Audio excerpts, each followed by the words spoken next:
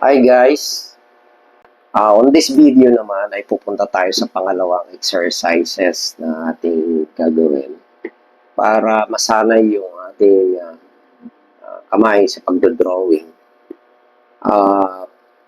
Ito naman ang ituturo ko sa inyo ay curves. No? Yung nauna kong in-upload na video ay tungkol sa straight lines or lines, vertical and horizontal. So ito naman ay sa curves tayo. So, pagdating sa curve, ang technique dito ay long and fast with pressure variation. Long and fast with pressure variation. So, ano lang naman ito, practice lang naman kung paano natin gagawin yung mga curves. Mahalaga ang curves, no? Kahit saan yan na-apply at nakikita natin. Okay, ayan. Patungkol naman sa curves, ay una-muna ay ito, ang magandang exercise nito. Though po pwede naman tayong gumawa ng sarili nating curves. Pero ang sinasabi ko lang po sa inyo, dapat dito ang magkakaiba yung variations ng pagkakadiin natin. Example, ang unang exercises ay pagganito muna sa curves. Okay, so pansin ninyo, pare-parehas lang yung pressure niyan. So again, light to heavy. Heavy to light.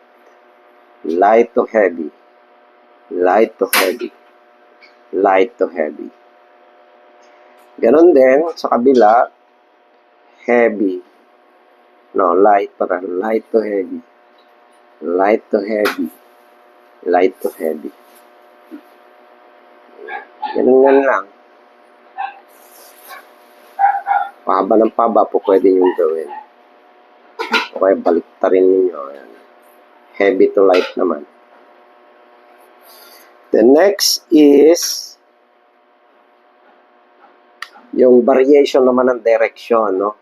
So, pwedeng heavy to light, light to heavy,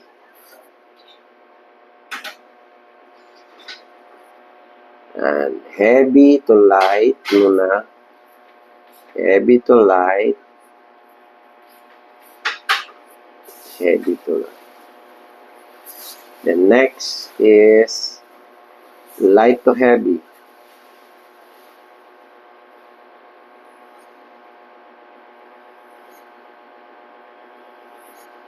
Yan.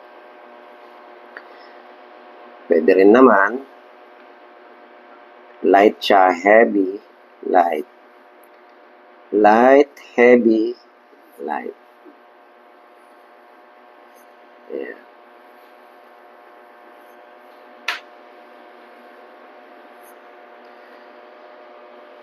Okay. So,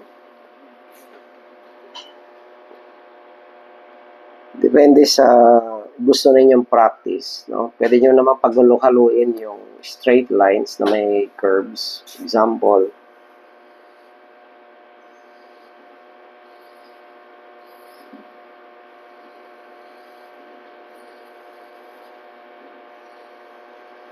tapos very very light naman dito.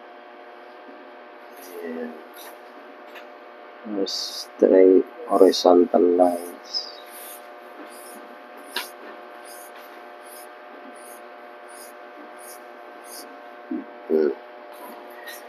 Kung sa straight lines, dapat ay kapag gumuhit kayo ng straight line o horizontal, dapat, halimbawa sa pare-parehas na diin o pressure, yan. Yan, ganyan. Ito naman, either light to heavy or heavy to light.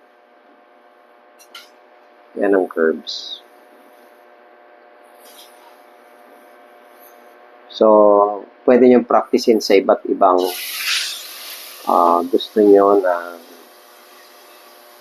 directions. Pwede rin naman. Basta, ang principle sa curves ay light to heavy or heavy to light. So, mabilis lang. Mabilis. Yan. So, kung gagawa kayo ng abstract, ayan. Yan ang mga exercises natin sa curves.